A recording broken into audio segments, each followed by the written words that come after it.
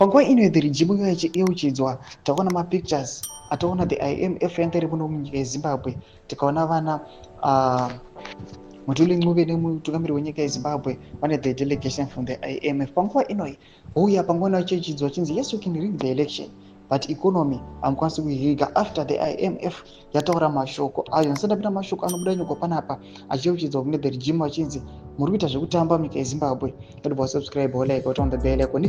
Fadzemera anobuda nyora achiti dear Dick Mangwana, did you listen carefully to what the IMF representative is actually saying? These are the key takeaways. Anonyora achiti number 1. This government has no fiscal discipline. Fiscal discipline is urgently required. The public financial management system is worrisome. Read, there is too much corruption. Number 3. The people need reassurance that the so-called reforms introduced will stay. Read, there is no trust or public confidence in what the government says about the state of the economy. Number 4. The ZiG is not yet a national currency. While it may look stable, it is not widely used. Number 5. The official exchange rate is artificial, is demonstrated by the existence of a parallel market rate. The fact that the two don't converge is problematic.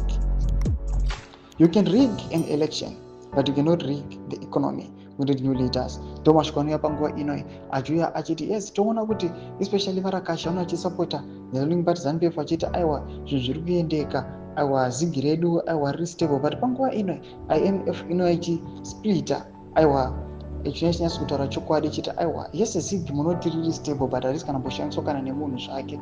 Panguva ino zvinzi kune corruption yakanyanya nekuvaletwa kwamapolisi akawandisa. Panguva ino the IMF ndo iri kuenda the latest vision yari kuya panguva ino inyatso kuratidza kuti munyika yeZimbabwe things are not going well. The economy yemunyika yeZimbabwe aiwa ichiri yakasega yakadhakwa zvayo. Tudze mafunguro enyu moti kudii pamusoro pechitiko ichi kuna comment section medu mafunguro enyu.